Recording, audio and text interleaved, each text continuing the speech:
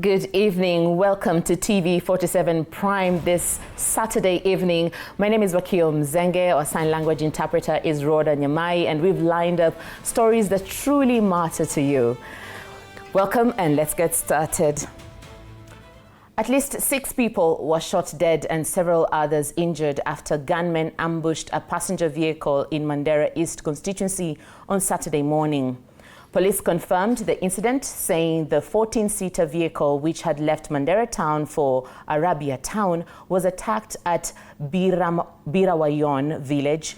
Although the motive was not immediately clear, officials suspect the attackers were Al-Shabaab militants.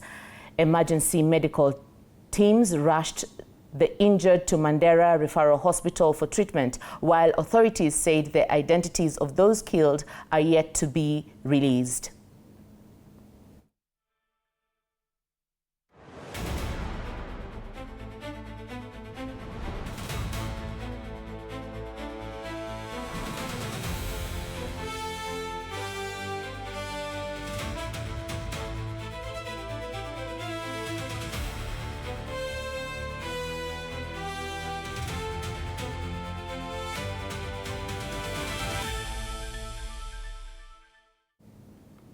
In other news, 3 artisanal miners are feared dead in Bondo, Siaya County, after mine shafts caved in at Ogago A village. Among them are 2 brothers. A desperate rescue attempt turning into tragedy when one miner lost his life trying to save his sibling. But in West Pokot, the devastation is far greater. 60 people remain unaccounted for after a massive rockfall at Rumos Hills. Survivors recount escaping death by a whisker, while grieving families wait anxiously as rescue teams battle unstable ground and heavy rains. In Bondo sub-county Siaya, 3 miners are feared dead after mine shafts caved in at Ogaga village, North Sakwa. The victims, Brandon Juma, Eric Omondi Okode and Amos Ouma Okode, were buried alive when the walls collapsed around 1 p.m. on Friday. 10 colleagues managed to escape, while eyewitnesses say fellow miners dug through the night hoping to reach the 2 initially trapped. Kijana wangu alifinywa hapa na hii mchanga kwa hii kazi ya gold. Sasa vile mmefika hapa leo hii, mimi nashukuru kwa sababu mmekuja kunisaidia kuomboleza. The tragedy deepened on Saturday morning when the 40-year-old Amos Okode descended into the shaft to save his brother Eric, but never came back out. Kwa kitu kama saa 7 mpaka saa 9, kuna ndugu ambaye mmoja aliingia kwa simu, pia alikuwa anajaribu kutoa ndugu yake, bado alikuwa anasungumuza. Wakati alikuwa katika harakati alikuwa anajaribu kumtoa, pia yeye akasikwa kwa hiyo simu. Grieving relatives are appealing for urgent government support, saying they lack the equipment and expertise to recover the bodies.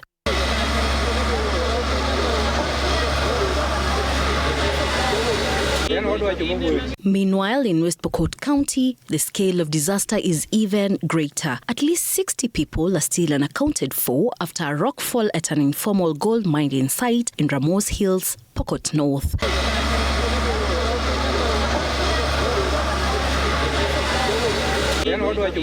Survivors describe escaping death by a whisker as tons of soil and rock buried dozens alive. Hiyo baruti ilikuwa imelia, yani walikuwa wamelipua, lakini imekaa like karibu 20 minutes. Na watu wana resume sasa, sababu wakisema baruti watu wanatoka. Baadaye sasa wakati wana resume kazi, kumbe hiyo jiwe ilikuwa imetoka. So far, 15 bodies have been recovered, 10 of them women. 6 survivors were rushed to the hospital, with 3 in critical condition referred to Kapengure Referral Hospital. The Interior Cabinet Secretary has launched investigations and warned against unlicensed mining, stressing that the rainy season makes waterlogged shafts especially deadly. Faith Wangare, TV47. Meanwhile, medical doctors in the country are demanding a 30% salary increase, saying the government's proposed 12% increment is insufficient. Speaking at the KMPDU conference after the swearing-in of newly elected officials, Secretary General Dr. Davji Atela argued that the government's offer does not match the rising cost of living. Doctors further noted that even a 30% raise falls short, citing sharp increases in fuel prices and basic commodities over the past 5 years.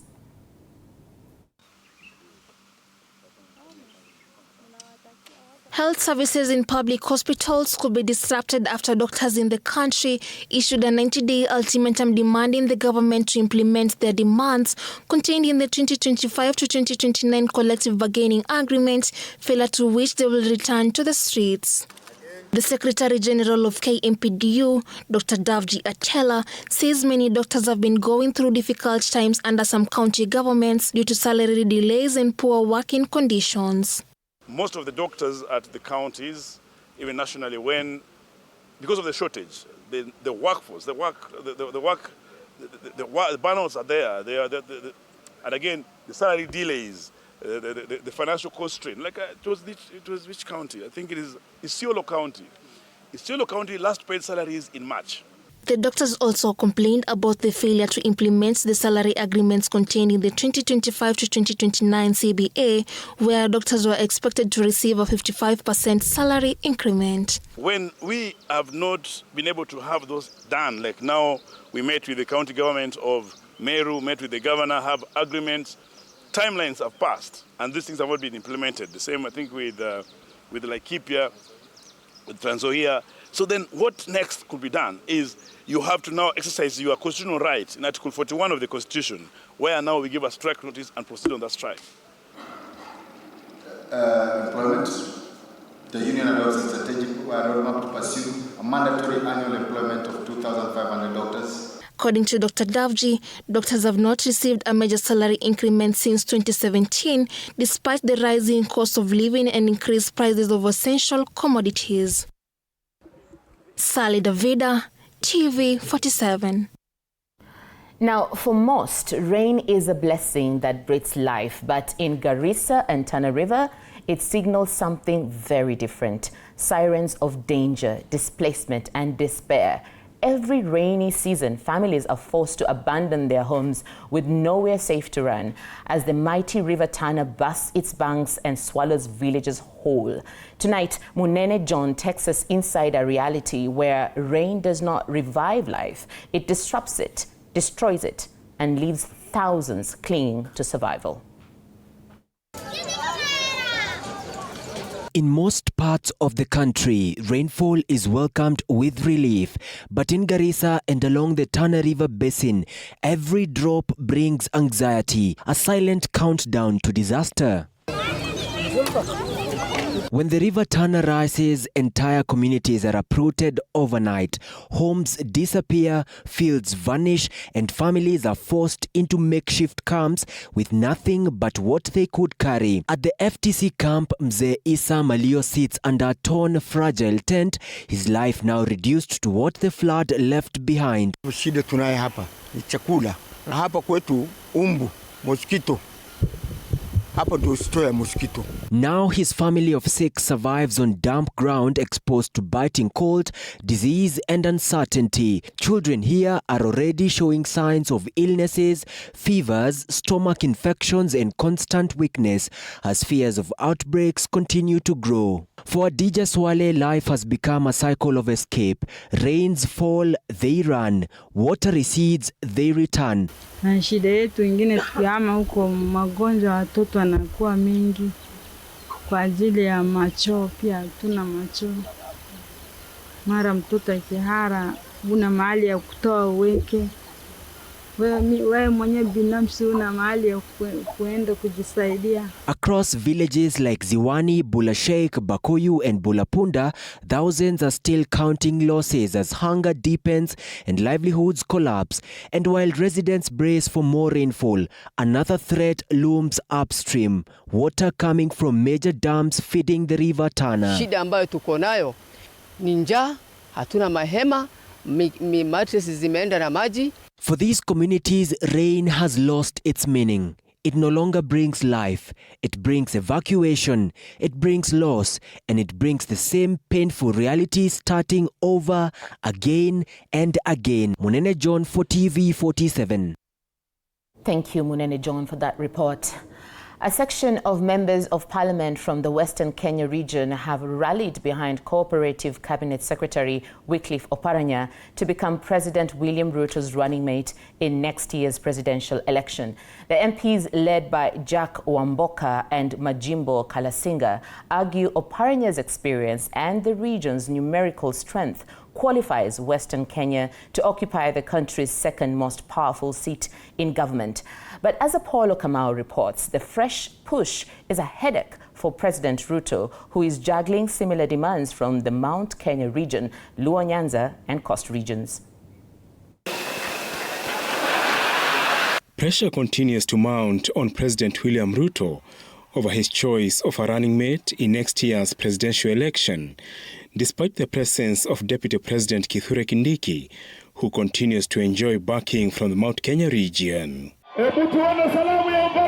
For the second time since last year's endorsement in Quisero, Kakamega County, a section of Western Kenya MPs, speaking in Bumula constituency, have thrown their weight behind Cooperative's Cabinet Secretary Wycliffe Oparanya in what is fast becoming the most coveted seat in the broad-based government. Kama Rais Ruto anadhamini Waluya, asikujie kwa dirisha. Achukue Wycliffe Ambesa Oparanya kama deputy president. Sio ni sawa? Kama anapenda nani? Waluya. Lakini waziri hatutapanga, waambie wasikie.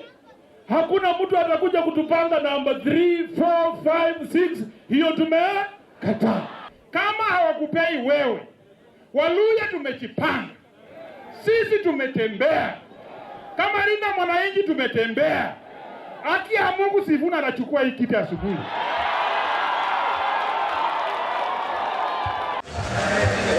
Oparanya, who camped in Busia County on Saturday, warned ODM leadership divisions and continued infighting and sidelining of some regions could cost the party and the coalition politically. Kazi yetu ya kutafutia rais kura imekuwa ngumu. Ukienda mahali unaulizwa kwa nini fulani alifukuzwa. Hata kule kwa bunge wanafukuza wengine. Kule kwa bunge wengine wanataka kufukuzwa. Na hii ni kipindi cha lala salama. Hiyo itasaidia sisi. Oparanya, who kept off the campaign for Kindiki's seat, also promised to reconcile MP Wamboka and National Assembly Speaker Moses Wetangula for the sake of unity in the region. Speaker wetu wa bunge Bwana Wetangula na mheshimiwa, hiyo tutaketi chini kama Waluya tuone tutatatua namna gani. Vita yetu hapa chini. Unaona vita hii ya Jake na nani? Ni ya Waluya wenyewe. Na Jake nataka kupa roho. Ukiona miti natupiwa mawe, hiyo miti na matunda. Apart from Western Kenya, President Ruto is also grappling with competing ambitions within the broad-based government, especially from ODM allied leaders. Sisi pia tuko. Tumpeleke rais mbele. Hapo mbele je. Coast region leaders are fronting Mining Cabinet Secretary Hassan Joho, while a section of Luo Nyanza leaders have expressed support for Treasury Cabinet Secretary John Badi. Leaders from the Mount Kenya region, especially Mount Kenya East, have warned President Ruto that Kindiki's slot is not open for negotiation, saying that should it be handed to another region, the president should forget the Mount Kenya vote. Apul Kamau, TV47. Away from that, cancer remains a thorn in the flesh, with over 40,000 new cases and 30,000 deaths reported annually in Kenya. In Meru County, the crisis is acute. At the Meru Hospice, more than 519 patients, including 35 children, are currently receiving care. The facility admits 20 to 30 new patients every month, at least one every single day. A stark reminder of the scale of the cancer menace in the region. Our reporter Elizabeth Atieno visited Meru and paints a picture of the daily struggles and resilience of cancer patients there. We accompany Faith Kobia, a palliative care provider, on her home visit to Blessy Gatwiri, who has been bedridden for 6 months. Diagnosed with osteosarcoma or bone cancer in July 2025, her swollen, bandaged leg is a stark symbol of the pain she endures daily. After finishing school, before graduating, ndio sasa nikaanza kuumwa na mguu. After sasa results zimetokea and what not, sasa nikaambiwa the best treatment is amputation. But of course, nikakataa. Sasa hii naingia targeted therapy because ili metastasize to my lungs. Blessy once pursued trauma and orthopedic medicine, yet now suffers from cancer of the very bones she studied.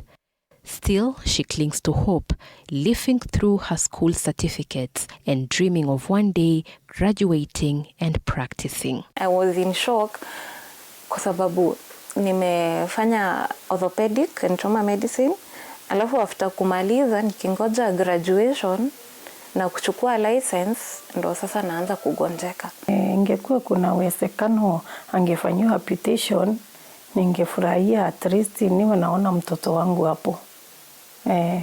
At least aishi tu. This is the Meru Hospice, seen by many as a lifeline for cancer patients.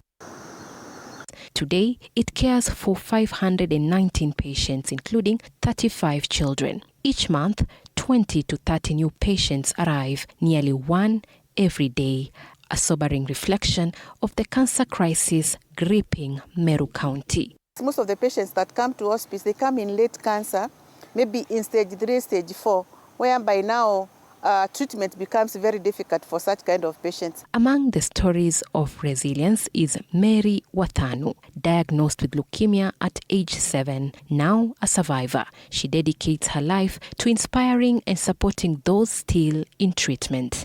My belly was so big. Many people mistook me that I was pregnant. And so I went for the tests, and the doctors told my parents, I wish it was pregnancy, because what Mary has is bigger than all the pregnancies. I had the tumor removed. Then they were saying it was a growth. It was removed, and after that it was sent to Nairobi. That's when they had the information that I had leukemia.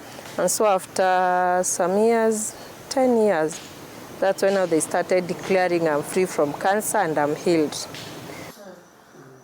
We also meet Moses Gikundi, a colorectal cancer patient seeking morphine to ease his excruciating pain. His cancer has recurred, spreading to his chest. I was diagnosed immediately after election in the year of 2022, whereby after that I began treatment. I've been through various cycles of chemo. I started with line 1 of treatment, but unfortunately the disease had metastasized. So I went to the second line of chemo in the year of 2024. And after treatment, I went for a checkup whereby the disease had reoccurred again. The SHA package is a little bit small because of the cost of the cancer drugs. Like for one cycle, going for 130,000, and you are supposed to go for 12 cycles, and the allocation is around only 450,000 from SHA. So that one can't even cater for 5 cycles. Step by step, Gikundi leaves the hospice, each stride heavy with pain, yet filled with hope.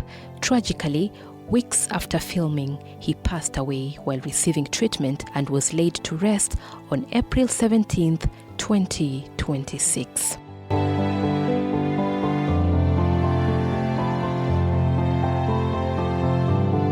Meru Hospice, in partnership with Meru University, has conducted research into the rising cancer cases in the county. Findings are yet to be released. In Meru, we have cancers that need radiotherapy.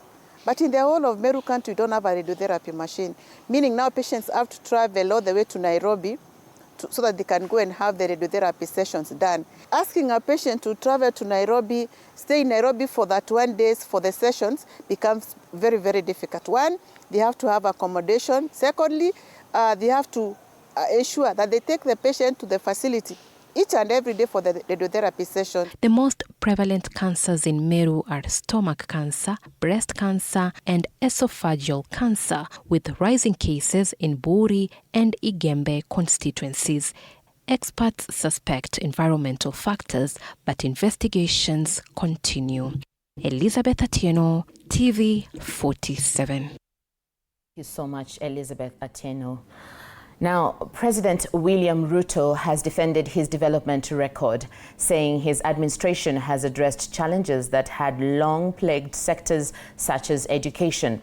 Speaking at Maseno School during celebrations to mark 120 years of existence, the president called out leaders in the united opposition, accusing them of criticizing his leadership without offering alternatives. He urged Kenyans to put their best foot forward in driving the country ahead, insisting that progress requires unity and commitment from all citizens.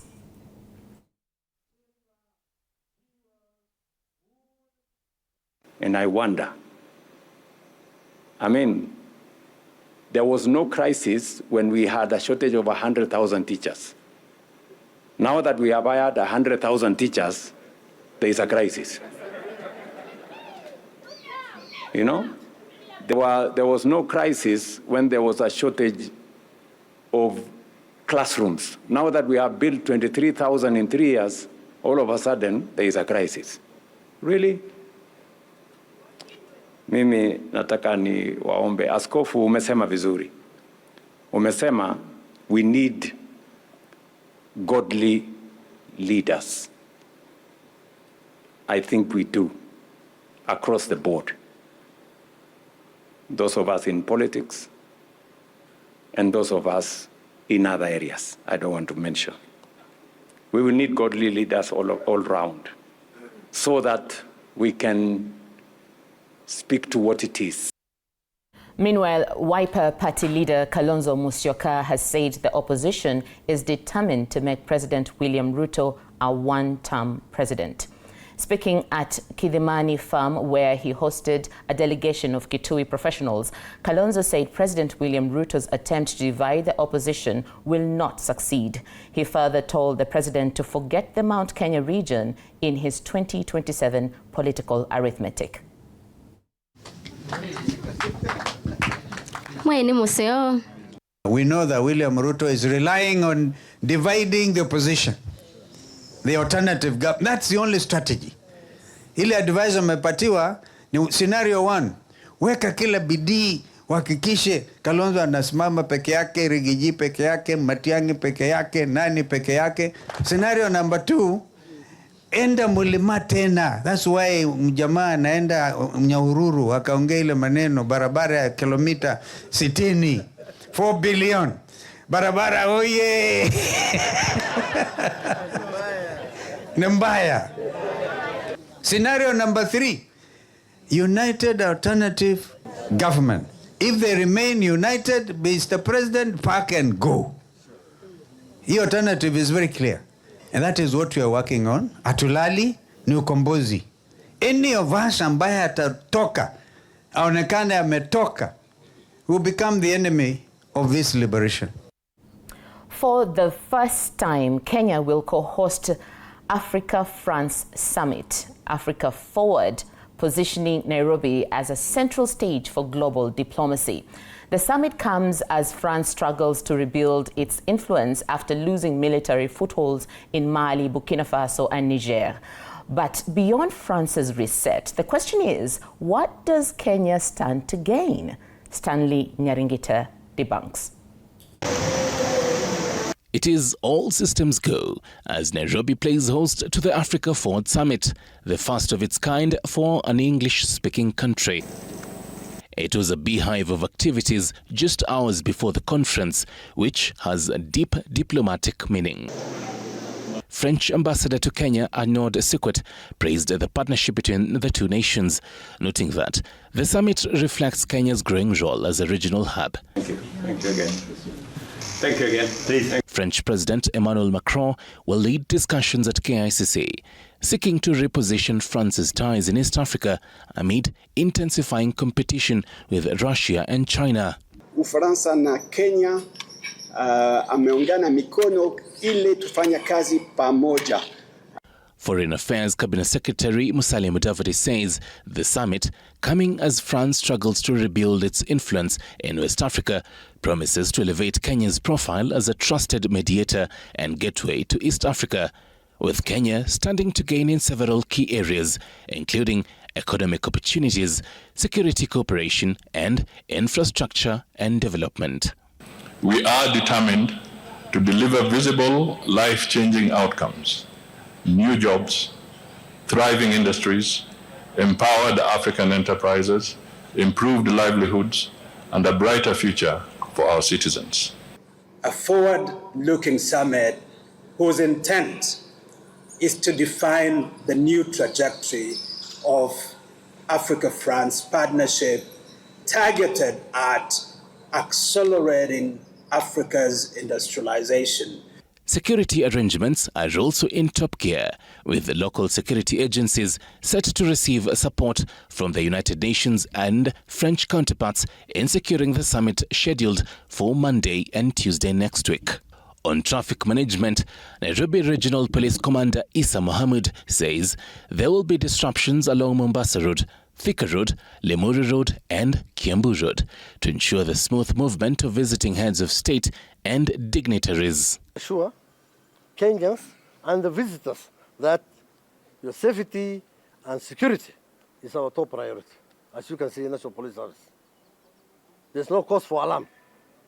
The two-day summit will bring together heads of state, business leaders and development financiers. Stanley Nyeringita, TV47. Last week we had such an engaging session during the Say What segment, and we were talking about matters and the different phases of loneliness. Right now we're going to take a break, but be sure to stay around because when we come back we will be having more news for you, but we'll also be going for the segment of Say What? Let's take a break.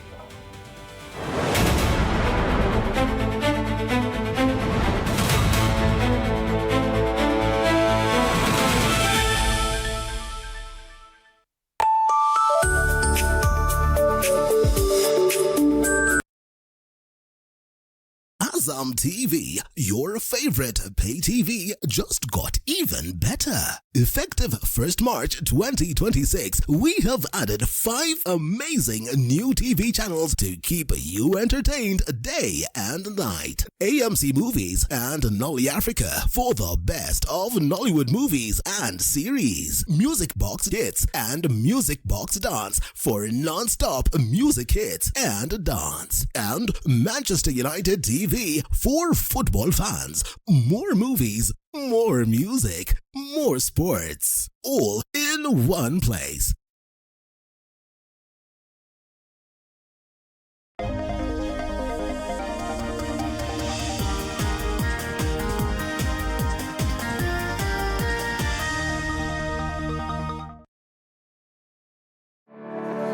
Face the future with confidence by acquiring additional skills that will make you competitive in the job market.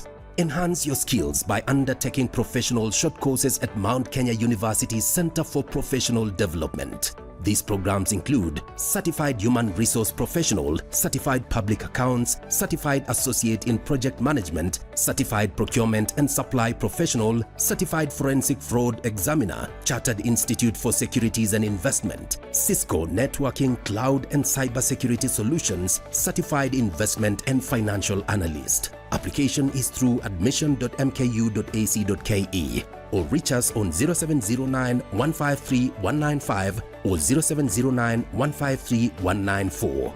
Mount Kenya University, unlocking infinite possibilities.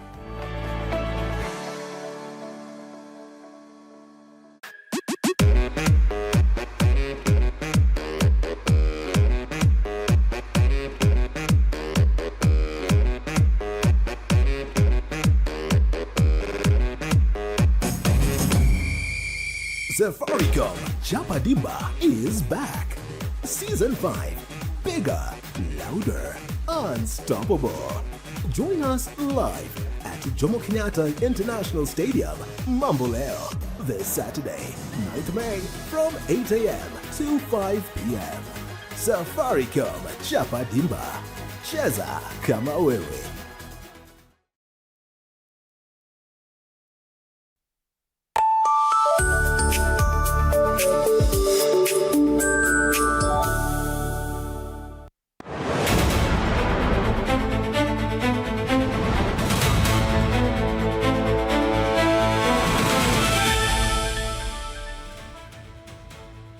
Welcome back. This is TV47 Prime, and I'm excited for the next story because I am also known as a Nduthi girl sometimes. So, for generations, Boda Boda has been Kenya's most democratic mode of transportation, available to anyone going anywhere at any hour. But the engine powering that freedom has always come at a cost to the rider's pocket, to the environment, and to the country's fuel bill.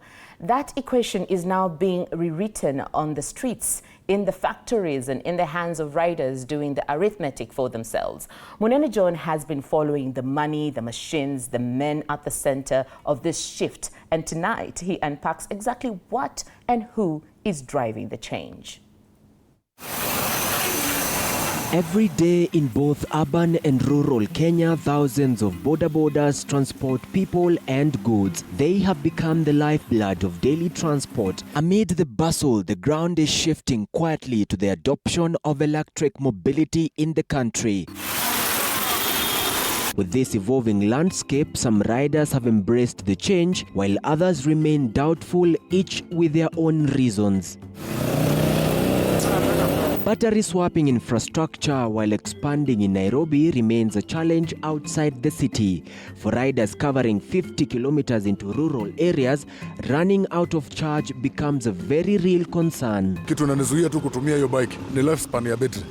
Kama betri inaweza nipatia kilomita 150 ama 200, then kwa nini siruke pande hiyo? Hiyo una swap mara 5 na pengine uswap itaishia mahali hakuna mahali pa kuswap. Jamaa alienda Kitale ana swap mara 5 ndio akafika Kitale. Meaning that yeye alikuwa na bahati anafika mahali iko ana swap. Mahali tunaelekea wakitengeneza swapping station mingi, watu wote wataingia huko. For riders who have switched and stayed, the experience is different. An initial adjustment followed by clear financial gains. Wakati nilikuwa natumia bike ya mafuta, ingeweza kunikula per day nikiweka mafuta ya 600, ingeweza kufanya kama a profit of 400. Pia depend pia na siku vile imeenda. But hii sasa nikicharge na token ya so, I'm expecting profit ya kitu kama 800, 700 ama 1000. That is one battery. Of which zikiwa 2 battery, siwezi kosa ka 1500 kama kadhaa mbili.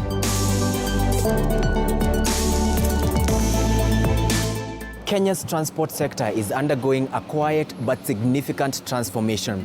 For decades, petrol-powered motorcycles have been the bedrock of the Kenyan transport industry, powering livelihoods but as well causing urban air pollution.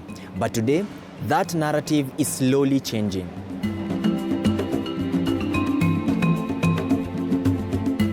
The numbers are stark. A petrol rider spends roughly 37 Kenya shillings per 10 kilometers on fuel. An electric rider spends 10 Kenya shillings for the same distance. Over a full working day, that gap compounds into a meaningful income advantage. For riders on thin margins, it is the difference between a viable livelihood and a struggling one.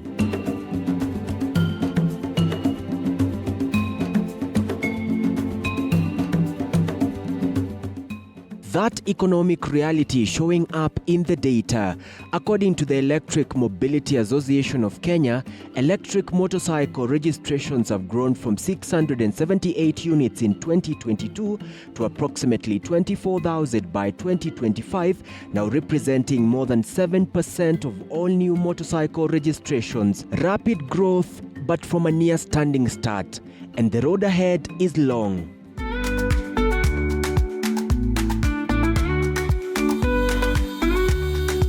Industry players acknowledge gaps and are addressing them. Spiro continues to roll out swapping stations beyond Nairobi. Rome designs bike for African roads, optimizing handling, load capacity, and durability. The fact that it's been built with our customers in mind, it's been designed to withstand the African terrain, and also the fact that you get full ownership of the bike is also a good feature. You are able to charge anywhere, so that gives you the flexibility to charge anywhere. You can charge from your house, and also to your point, yeah, we do have enough ROM hubs where you can go swap your batteries. Cost remains the most consequential variable. Spiro's electric motorcycles are priced between 95,000 and 162,000 Kenya shillings, with Rome's dual battery models reaching 296,000 Kenya shillings. Conventional petrol bikes retail between 190,000 and 250,000 Kenya shillings. The upfront numbers favor electric, but ask any rider what truly moves the needle, and they'll point you past the showroom straight to the fuel pump. The bike is unique in its own way, because if you compare it to the electric bike, this vehicle will give you over 100 kilometers in single charge. Meaning, if you swap your battery, and then you want to reswap your battery again, you will go over 100 kilometers before you swap back again your battery. We have also service stations all over the places. We have trained mechanics who are addressing any challenge that might come with the engines, which is, of course, very minimal if you go by the market survey.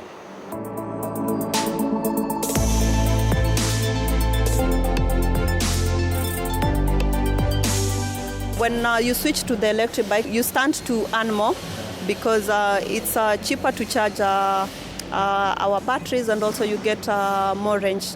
So right now I think what we need to do is more sensitization. I feel like not so many people understand what e-mobility is all about, from the grassroots level to our institutions. This is a new tech, and just as a new tech, there will be guys who either are taking time for them to adapt, but so far, so good. We have had a very good farm foundation since we started business here in Kenya. So we are planning to ensure that we tap onto all these counties, and not only tap, but to make our presence felt by having more vehicles on road and impacting on people and putting more money into their pockets. Recently, Kenya launched a national electric mobility policy designed to accelerate the adoption of electric vehicles, including e-bikes, a move that will help in reducing emissions by 32% by 2030. In 2015, the transport sector in Kenya accounted for 13% of greenhouse gas emissions, with projections indicating that this will increase to 17% by 2030. Electric mobility emerges not merely as an option, but as a strategic necessity. I call upon our development partners, the private sector and non-governmental organizations, to join us in this transition by prioritizing the adoption of electric vehicles. Electric motorcycles are slowly finding their place on Kenyan markets. While the shift to e-mobility has not been overnight, industry players say the adoption is steadily gaining momentum. Munene John, TV47, Nairobi. Thank you so much, Munene John. Obviously, innovation is the future here. Now, let's get sporty.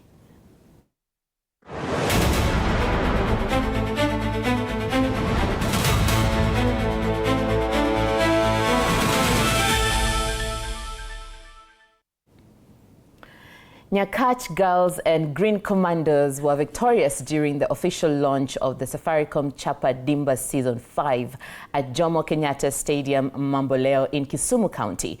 Defending champions Obunga FC were not so lucky, and as our sport reporter Duncan Mutua tells us, this year's edition is one of a kind.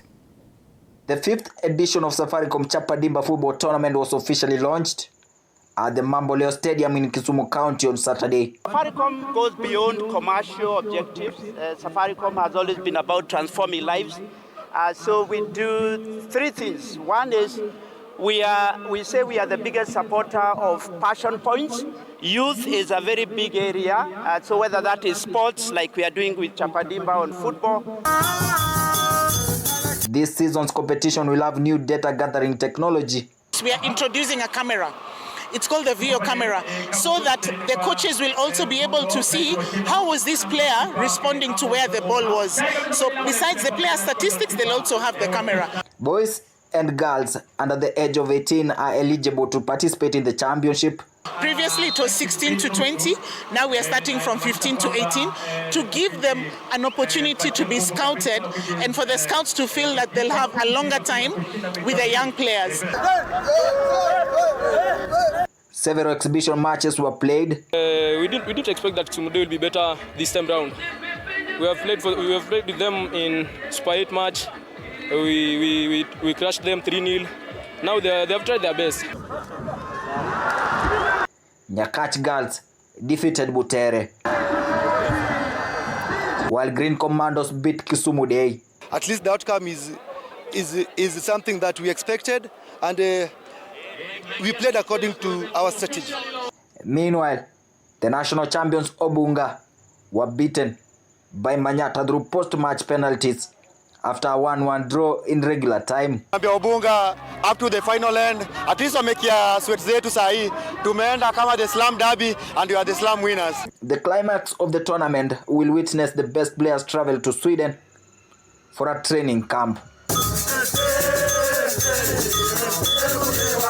Duncan Mutua, TV47 Sports.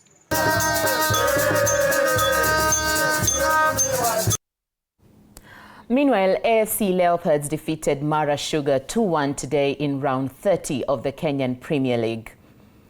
Leopards' goal came in the 13th and the 61st minutes of the game.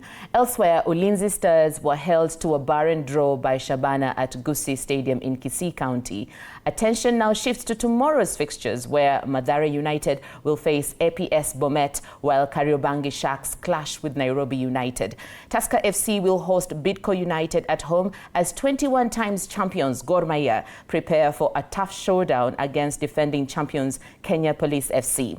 Currently, Gor Mahia sit at the top of the table, the top of the league standings, with 64 points after 30 matches.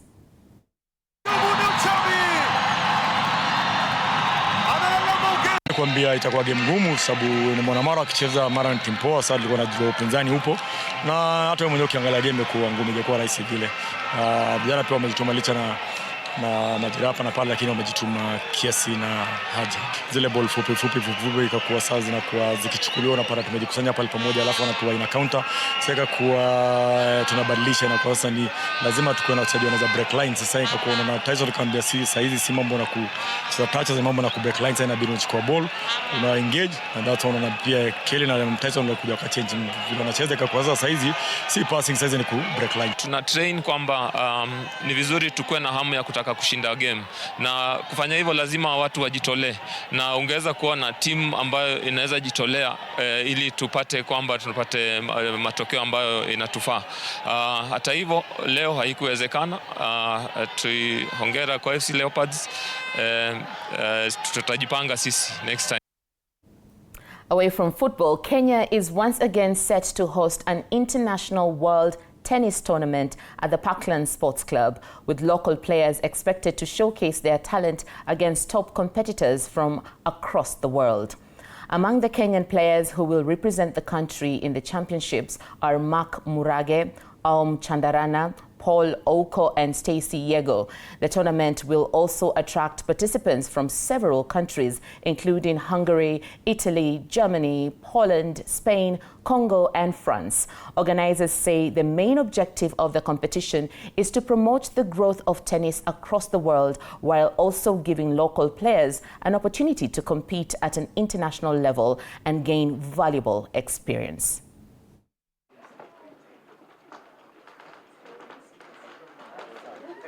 But now it's round robin, so you play in pools, so you play 3 matches between Monday to Wednesday, and then the winners proceed to the quarterfinals, semis, and finals. It's a J30 event, which means the winner gets 30 ITF Junior World Ranking. We are extremely excited the milestones we have made in the last 5 years, that we are continuing to reshape our club to be home of sports in general and tennis in particular. Provides a valuable platform for Kenyan junior players to begin earning ITF points and gain international exposure at an early age. And we can only thank Parklands for creating this opportunity for the Kenyan players. And that wraps up TV47 Prime this Saturday evening. But don't go too far, because when we'll be back, we are going to say what?